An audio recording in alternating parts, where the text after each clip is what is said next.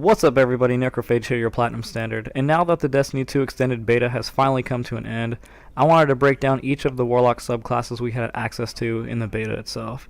Now I'm doing this for all my Warlock brethren who missed the beta, and for all the new players coming into the Destiny world for the first time and haven't picked a class they wanted to main yet.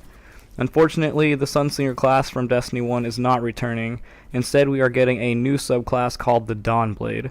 Now let's go into the subclass menu so you guys can see the abilities. Here in the subclass menu you'll see some gorgeous artwork of the Dawnblade, and we're going to start by looking at the jumps first, and those returning from Destiny 1 should be pretty familiar with these options. First we have our Strafe Glide, then we have Burst Glide, which I use, and we have Balance Glide. So yeah, basically all the same options as the first game. Next up is our class skill. This is a new ability for Warlocks in Destiny 2. They can now throw down a rift that lasts about 13 seconds.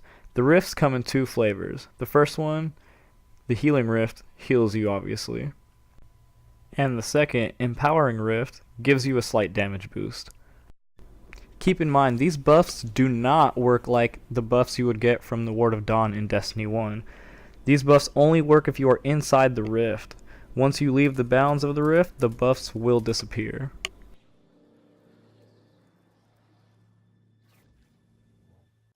Next up we have our grenades, and our grenades will feel pretty familiar to those returning from Destiny 1, as they too are also exactly the same. We have the Solar Grenade. The Solar Grenade will continuously damage enemies trapped inside. And we have the Firebolt Grenade.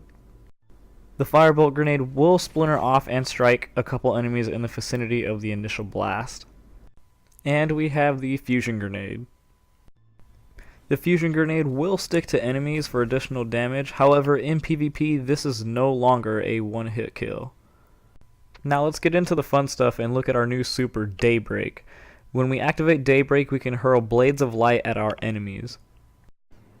As a nice little side note, both your fire and melee buttons will hurl blades of light, and I'm alternating between the two here. Right now we're going to go over the abilities in the only skill tree we had access to in the beta, called the Attunement of Sky. Winged Sun lets us fire and throw grenades mid-flight. Heat Rises recharges our grenades in melee when we get airborne kills. Icarus Dash gives us a mid-air dodge. Icarus Dash is on a 10-second cooldown after use, so if you do try to use this again before the cooldown resets, you'll just jump like normal. In PvP, this dodge is a must because this skill tree tends to be a floaty one, and you're just going to end up being an easy target if you don't use it consistently. And the last ability in the tree is Swift Strike. Swift Strike is a melee that gives us movement and reload speed for 14 seconds when you hit an enemy with this ability. Now I'm dubbing the Attunement of Sky the more PvP oriented tree. The PvE oriented tree that we didn't have access to is called the Attunement of Flame, and since we didn't have access to it, I can't show you guys gameplay or anything like that, but I'll go over each ability and read you guys the descriptions.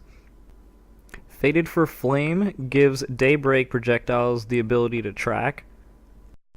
Brimstone, aka Ignition Touch, lets you have a melee that burns enemies and they explode when killed.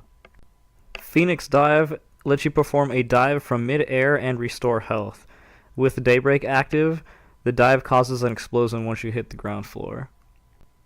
And finally, Everlasting Fire, which when you get kills with Daybreak, it extends its duration. And that's going to do it for the new Warlock subclass Dawnblade. Now Bungie was never hesitant to reiterate that the beta build that we were playing was an old build, so anything and everything in this subclass is subject to change up until the launch on September 6th, but I don't expect them to make drastic changes to the subclass. The subclass is basically finished, and if we do see any changes, there will be small tweaks here and there once we finally get the full game. Now hopefully when the full game does come out, this is just me personally, I hope we're going to be able to pick abilities from either tree just for some added custom ability. But that's it for the Dawnblade subclass. If you have any questions regarding the subclass, please put them in the comments below, and I'll try to address them as quickly as possible. If you guys are interested in the Voidwalker subclass, I will be breaking that down in my next video. But hopefully you guys enjoyed this video, and I will see you guys next time.